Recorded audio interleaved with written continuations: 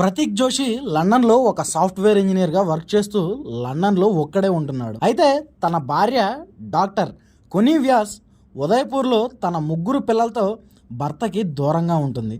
అయితే రీసెంట్గానే అక్కడ రిజైన్ చేసి లండన్లో సెటిల్ అవ్వడానికి కొత్త జీవితం కోసం లండన్కు బయలుదేరినటువంటి ఆ కుటుంబం అహ్మదాబాద్ విమాన ఘటనలో పిల్లలతో సహా 5 చనిపోయారు.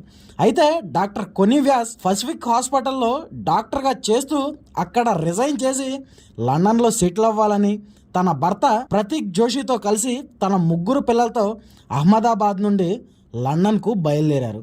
కానీ ఇంతలోనే విషాదం చోటు చేసుకుంది. విమానం టేకాఫ్ అయిన 5 నిమిషాల్లోనే కుప్పకూలిపోవడంతో వారి కలలు కూడా అక్కడే కుప్పకూలిపోయాయి.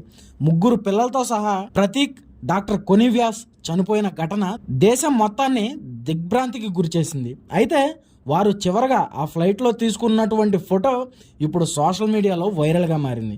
వారి ఆత్మకు శాంతి చేకూరాలని ఎంతోమంది వారికి సానుభూతి తెలియజేస్తున్నారు.